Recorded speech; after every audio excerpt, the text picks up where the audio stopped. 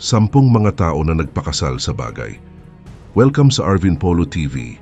Iba't iba ang definition natin tungkol sa pagmamahal. Dahil dito ay magkakaiba din ang paraan kung paano natin ito ipinapahayag. Pero alam mo ba na dito sa mundo ay maraming tao ang nagpakasal sa mga bagay? Kakaiba, no? Para sa iba itinuturing nila itong weird ito.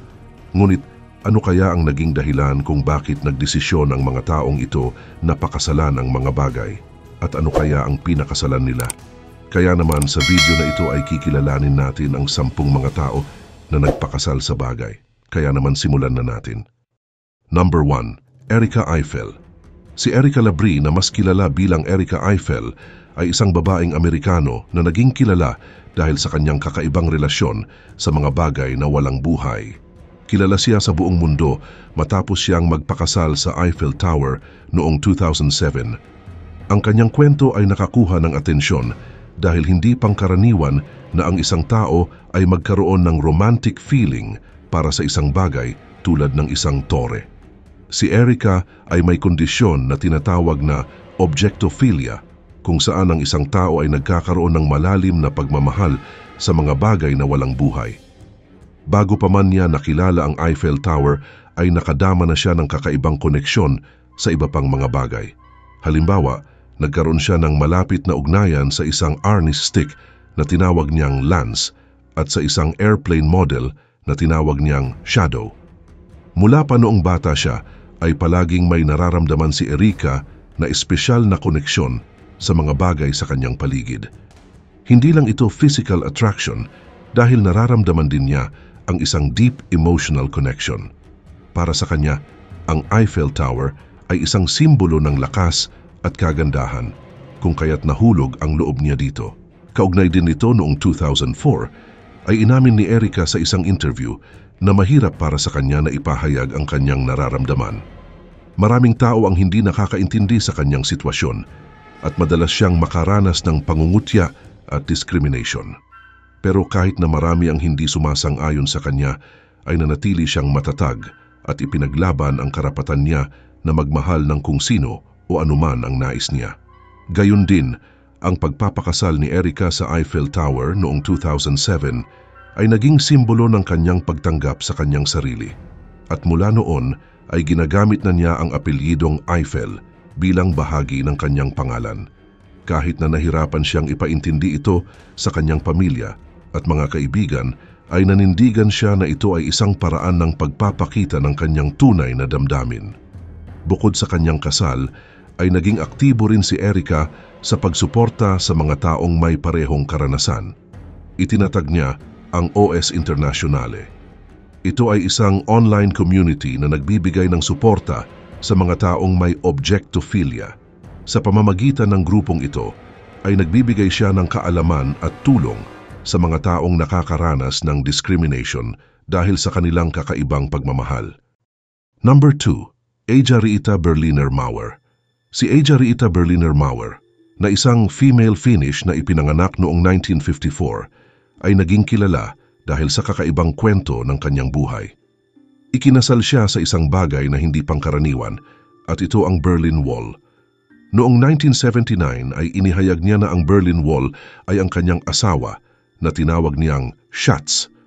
Ito ay isang German word na nangangahulugang minamahal. Nagsimula ang pagmamahal ni Aja Rita sa Berlin Wall noong siya ay 17 years old. Nakita niya ang larawan ng pader sa telebisyon at doon siya nagsimulang magkaroon ng malalim na damdamin para dito. Ang ganitong uri ng damdamin ay tinatawag na objectophilia o object sexuality, kung saan nagmamahal ang isang tao sa mga bagay na walang buhay tulad ng mga gusali o monumento. Sa kanyang kaso, ang Berlin Wall ang naging sentro ng kanyang buhay. Nangolekta siya ng mga pictures at mga bagay na may kinalaman sa pader at nagkaroon ng malalim na emotional connection dito. Samantala, hindi lang si Aja Rita ang may ganitong uri ng damdamin. Bagaman bihira ay may mga tao ring nakakaranas ng objectophilia. Para kay Aja Rita, ang pagmamahal niya sa Berlin Wall ay totoo at mahalaga. Kahit maraming tao ang hindi nakaintindi, ay ipinaglaban niya ang kanyang nararamdaman. Subalit, nang bumagsak ang Berlin Wall noong 1989 ay labis na kalungkutan ang naramdaman ni Eija Riita. Para sa kanya, nawala ang pader na labis niyang minahal. Pero kahit wala na ang pader ay nanatiling buo ang kanyang pagmamahal.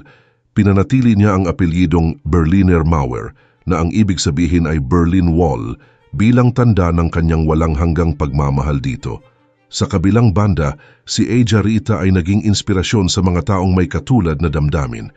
Ipinakita niya na ang pagmamahal ay maaaring maramdaman sa iba't ibang anyo kahit na hindi ito karaniwan. Number 3, Amanda Liberty. Si Amanda Liberty ay naging kilala dahil sa kanyang hindi pangkaraniwang paraan ng pagmamahal dahil nagmahal siya ng hindi sa tao, kundi isang bagay. Naging usap-usapan siya dahil sa kanyang pagmamahal sa isang lampara na tinawag niyang Lumiere. Noong 2016 ay nakita ni Amanda si Lumiere sa eBay. Agad siyang naakit sa ganda ng chandelier kaya binili niya ito at dinala sa kanyang bahay. At mula noon ay itinuring na niya si Lumiere bilang isang espesyal na bahagi ng kanyang buhay and parang isang tunay na kasintahan. Ayon kay Amanda, mas malalim ang pagmamahal niya kay Lumiere kaysa sa mga naging relasyon niya sa ibang tao. At noong 2019 ay ipinaalam ni Amanda ang kanyang balak na pakasalan si Lumiere. Bagaman hindi ito kinikilala ng batas, para kay Amanda, ito ay simbolo ng kanyang tunay na pagmamahal. Para sa kanya, si Lumiere ay hindi lang isang bagay dahil nagbibigay ito ng saya at liwanag sa kanyang araw-araw na buhay. Itinuturing niya si Lumiere bilang isang kasama na nagbibigay ng kaligayahan at kaginhawahan sa kanya. Ngunit ang kwento ni Amanda Liberty ay nagdulot ng iba't ibang reaksyon mula sa mga tao. May mga nagtataka at hindi makapaniwala, habang ang iba naman ay nagpapakita ng suporta. Bagamat bihira at hindi madaling maintindihan ang objectophilia, para kay Amanda, totoo at mahalaga ang kanyang nararamdaman. Ang kanyang pagmamahal kay Lumiere ay hindi lamang tungkol sa physical attraction, kundi isang mas malalim na koneksyon na batay sa respeto at pag-aalaga. Subalit, kahit na marami ang humusga kay Amanda, ay nanatili siyang matatag sa kanyang damdamin. Ang kanyang kwento ay nagpapakita na ang pag-ibig ay maraming uri at hindi palaging ayon sa inaasahan ng iba. Number 4, Linda Ducharme. Si Linda Ducharme ay isang babae na nagmula sa Amerika na nagdesisyong magpakasal sa isang bagay at ito ay labis na ikinagulat ng marami. Siya ay isang objectophile. Naging kilala siya noong 2013 nang ipahayag niya ang kanyang kasal sa isang Ferris wheel na pinangalanan niyang Bruce.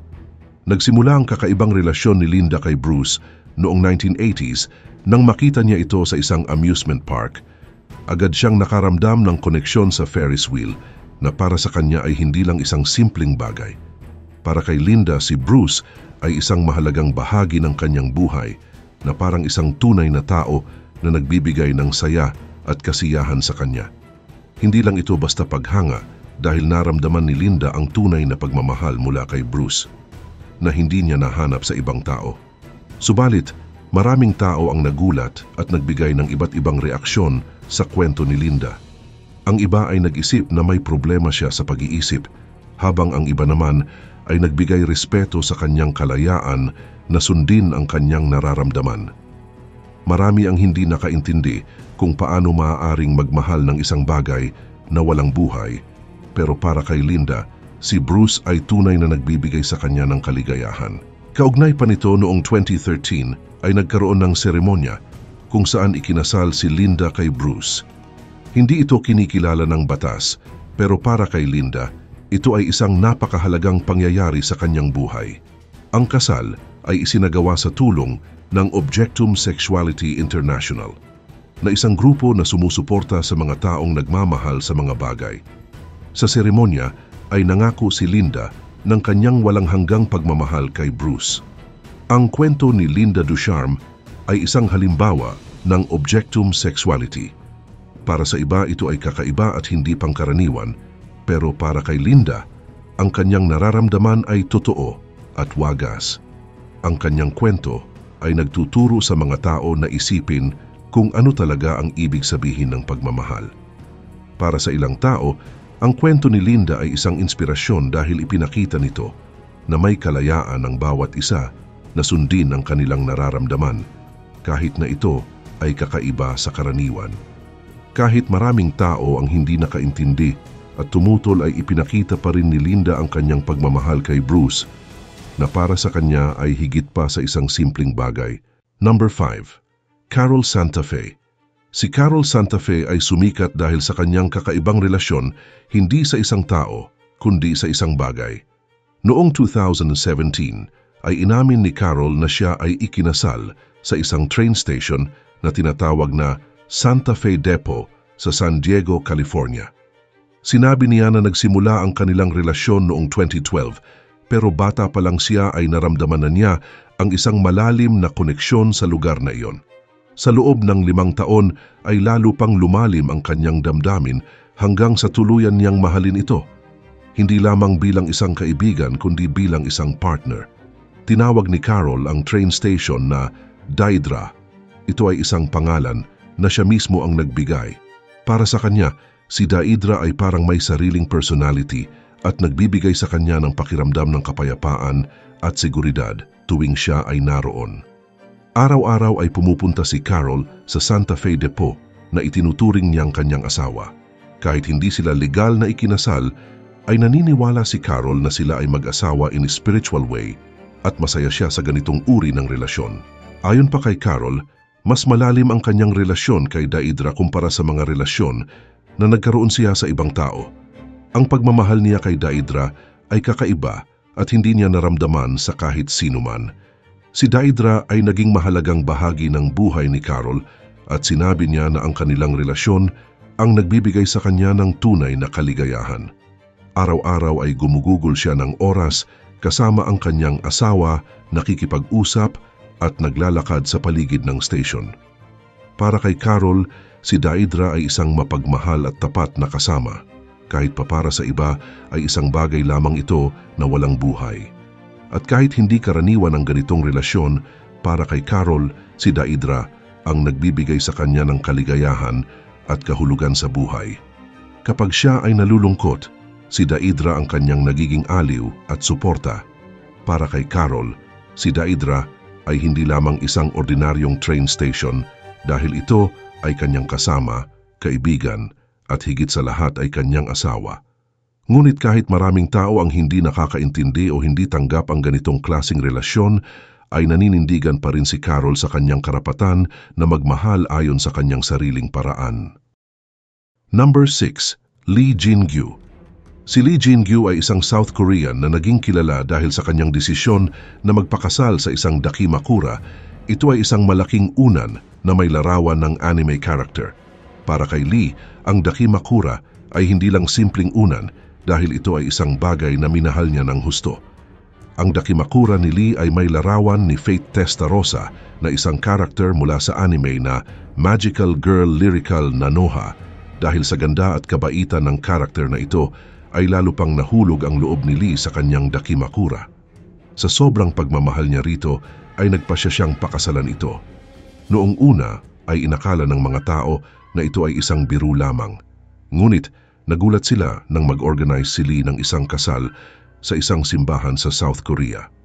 Nagkaroon ng seremonya na may mga bisita at bulaklak na parang isang tunay na kasal.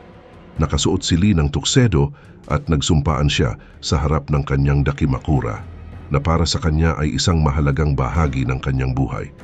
Bagaman tila kakaiba ito para sa karamihan, ay may mga tao na nakakaramdam ng malalim na koneksyon sa mga bagay tulad ng unan, kotse o iba pang gamit.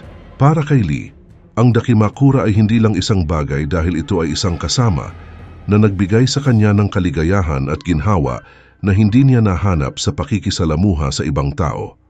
Samantala, sinasabi ng ilang eksperto na ang ganitong uri ng pagmamahal ay maaring dahil sa takot makipagrelasyon sa ibang tao o dahil mas gusto ng iba ang mas simpleng buhay.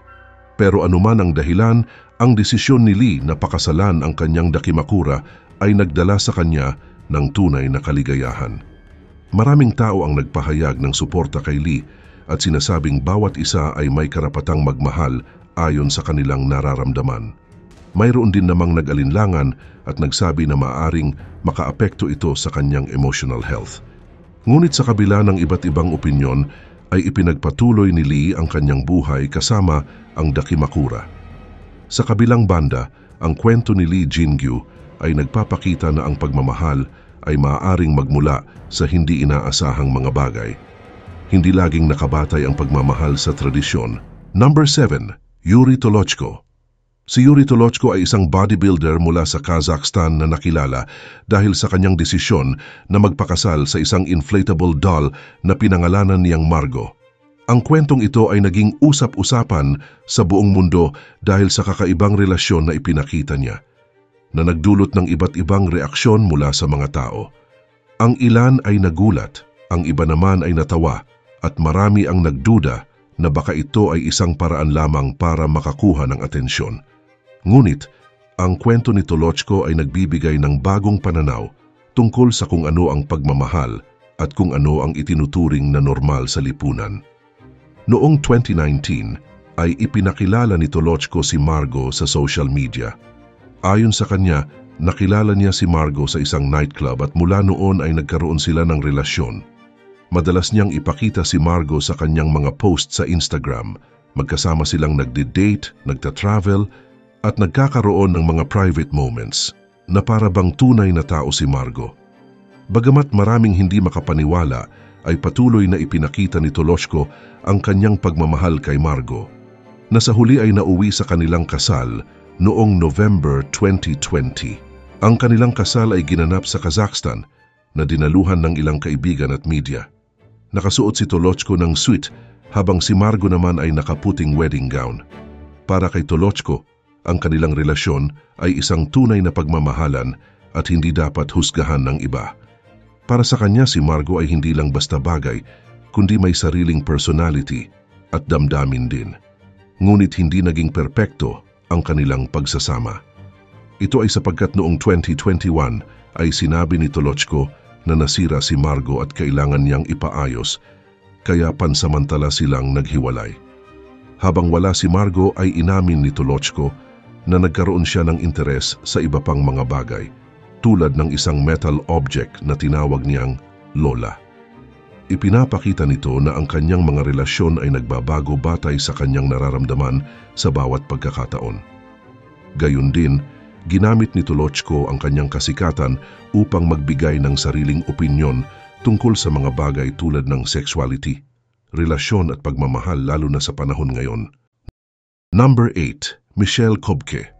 Si Michelle Kobke ay isang babae mula sa Germany na naging kilala dahil sa kakaibang kwento ng kanyang pag-ibig. Hindi sa isang tao kundi sa isang bagay, at ito ay ang isang Boeing 737-800 na eroplano. Hindi lang simpleng pagkagusto ang nararamdaman ni Michelle, kundi isang pagmamahal na umabot pa sa punto na ikinasal siya rito. Nagsimula ang kanyang damdamin para sa Boeing 737-800 noong siya ay 19 years old. Sabi niya, may kakaibang saya siyang nararamdaman tuwing nakakakita siya ng eroplano, lalo na kapag nasa airport. At habang tumatagal, ay lalong lumalim ang kanyang nararamdaman mula sa simpleng pagtingin hanggang sa tunay na pagmamahal. Para kay Michelle, ang mga bahagi ng eroplano tulad ng mga pakpak, upuan, at pati ang amoy ng jet fuel ay nagbibigay sa kanya ng labis na kaligayahan.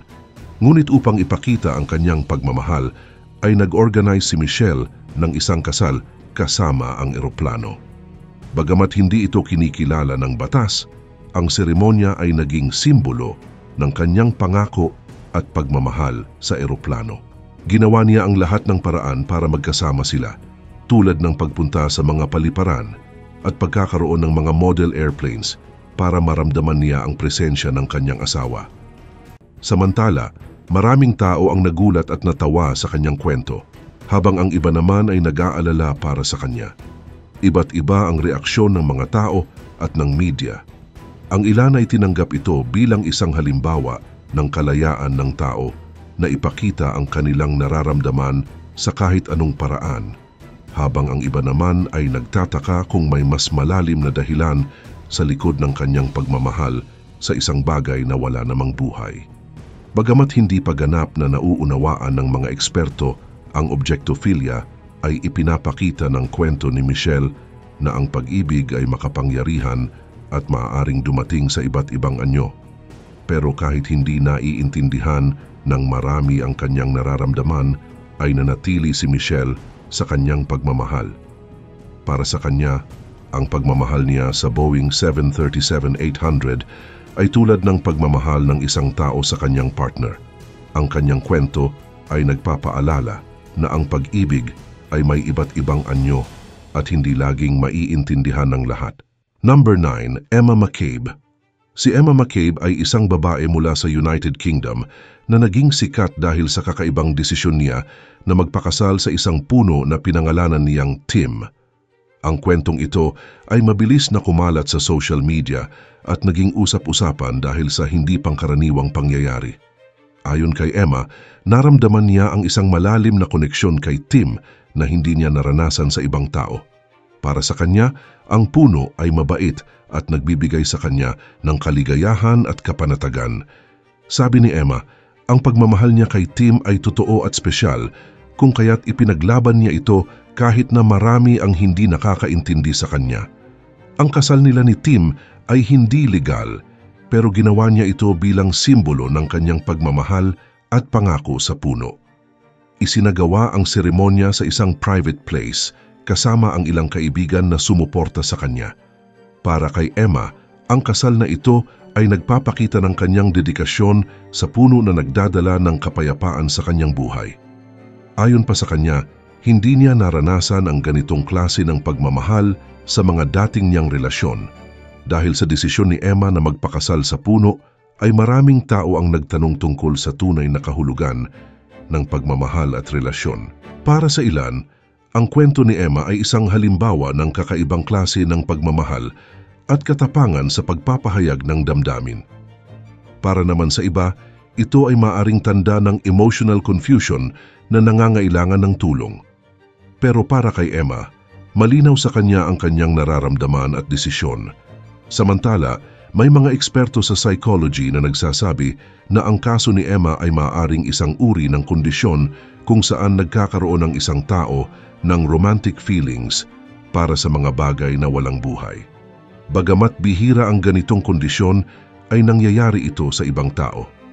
Dahil sa kwento ni Emma, ay mas napag-uusapan ng mga eksperto ang ganitong uri ng kondisyon at kung paano ito nauunawaan at natutulungan.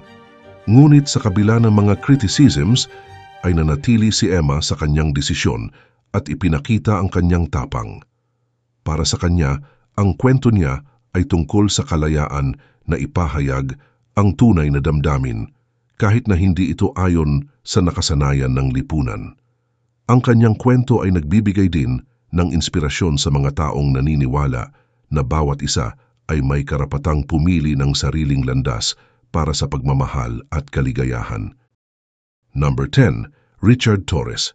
Si Richard Torres ay isang aktor at model mula sa Peru na naging kilala matapos niyang pakasalan ang isang puno noong 2014. Ginawa niya ito sa Buenos Aires, Argentina bilang bahagi ng kanyang environmental campaign. Sa pamamagitan ng seremonyang ito ay nais ni Torres na ipakita kung gaano kahalaga ang mga puno at ang kalikasan sa ating buhay.